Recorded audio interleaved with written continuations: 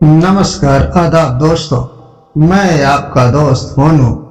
आज मेरी कहानी का शीर्षक है अमीर घमंडी बहन। कमलेश और अंजलि दोनों भाई बहन थे, एक दूसरे से बहुत प्यार करते थे। वह दोनों, उनके पास बहुत ज्यादा संपत्ति थी, किसी चीज की कमी नहीं थी। माँ पापा कमलेश और अंजलि की सारी इच्छाएं पूरी करते थे। कमलेश घोड़े पर बैठना सीख रहा था। उसके पास एक शानदार घोड़ा था। थोड़े दिन बाद अंजलि की शादी हो गई। जहांगीरदार के घर में उसकी शादी की। मायके वालों से भी ज्यादा अंजलि के ससुराल वाले अमीर थे। कमलेश भी अब बड़ा हो गया था। उसकी शादी बाकी थी, परंतु अचानक उनके पिता की मौत हो गई और कुछ दिनों बाद मां की मृत्यु हो गई। कमलेश अब अकेला रह गया था। अंजलि भी 4 दिनों के लिए मायके आई थी, पर वापस चली गई अपने ससुराल। सारा कारोबार कमलेश के कंधों पर आया था, पर उसे अनेक लोगों ने फंसाया। एक बार बड़ी डील की, पर उसमें घाटा हुआ और कमलेश बर्बाद हो गया। उसकी खेती जब्त हो गई, घर की नीलामी हो गई। ऐशो आराम में रहने वाला कमलेश अब उसके बुरे दिन आ गए। जिसके पास सैकड़ों लोग खाना खाते थे, आज वो एक निवाले के लिए तरस रहा। जो मुलायम गद्दे पर सोता था, आज उसे सड़क पर सोना पड़ रहा था। जिस कमलेश के हक को हजारों लोग पहले हाथ जोड़ते थे, वही आज सबके सामने हाथ फैला रहा था।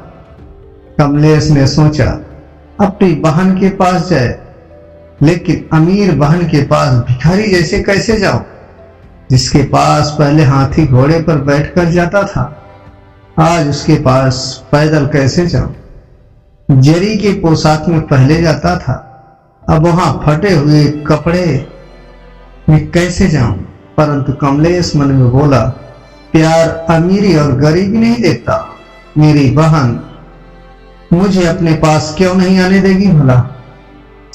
मुमकिन नहीं है कि वो मेरी हालत की वजह से मुझे धिक्कारे। वह बहन के पास गया, दरवाजे में खड़ा हुआ। ऊपर छत से बहन देख रही थी। कमलेश ने ऊपर देखा, पर बहन अंदर चली गई। कमलेश को लगा बहन नीचे मिलने के लिए आ रही होगी, पर कोई नहीं आया। दरवाजे पर खड़े नौकर ने पूछा, कौन हो तुम? यहाँ क्यों खड़े हो चोरों के जैसे? निकलो यहाँ से। कमलेश बोला, मेरे बहन का घर है, उसे अंदर जाकर बता जाओ। नौकर हंसकर घर में जाकर वापस आया। वह कमलेश को बोला, चलो वहां तबेले में आपको खाना लाकर देता हूँ, वहां खा लो और जाओ यहाँ से। कमलेश ने पूछा, बहन ने क्या कहा? नौकर बोला, मेम साहब बोली होगा कोई भिखारी, बैठा दो तबेले में, दे दो उसे बासी खाना। कमलेश तबेले में गया और उसकी आंखों में आंसू आने लगे। उसे नौकर ने सूखी रोटी दे दी। कमलेश ने वहां पर एक गड्ढा खोदा और वहां पर रोटी दबा दी। पानी पिए बिना वहां से चला जाता है। उस दिन के बाद कुछ सोचकर कमलेश दूर देश चला जाता है। वहां के राजा का वह नौकर बना। एक बार उस राजा को बहुत कठिन समस्या आई। कमलेश की सलाह से राजा उस समस्या से बाहर निकला। कमलेश से खुश होकर राजा ने उसे मुख्य प्रधान बना दिया। कमलेश के कहने के मुताबिक राजा सब काम करने लगा। नए प्रधान के रूप में कमलेश की वाहवाह होने लगी। कमलेश ने अपनी शादी भी कर ली। वह बड़े बंगले में रहने लगा। अब वह अपनी बहन को जाकर मिले, उसे ऐसा लगा। तभी वो अपनी पत्नी के साथ बहन के घर निकला। साथ में हाथी भी थे, घोड़े थे। जोरों शोरों से वह वहां गया। अपने से आगे अपने जासूस बहन को इसके आने का संदेश बताने के लिए भेजे। जासूस ने जब बहन को यह सूचना दी, तो बहन एकदम से उठी। वो अपने पति के साथ दरवाजे में खड़ी रही। अपने भाई के स्वागत के लिए ढोल नगाड़े बज रहे थे। बड़े ठाठ से भाई बहन के घर आया। दूसरे दिन बड़ी मेजबानी थी। गांव के बड़े बड़े लोगों को न्योता दिया गया। चंदन के टेबल थे, चांदी की थाली थी, पंच पकवान थे। सारे लोग टेबल पर बैठने वाले ही थे। उतने में भाई एकदम से उठा। सारे चकित हो गए, क्या हुआ? सब पूछने लगे और कमलेश एकदम से तबेले में गया। वहां पर उसने गड्ढा खोदकर जो रोटी उसमें डाली थी, उसने वो रोटी निकाली। अंजलि कमलेश को बोली, भैया यह क्या है?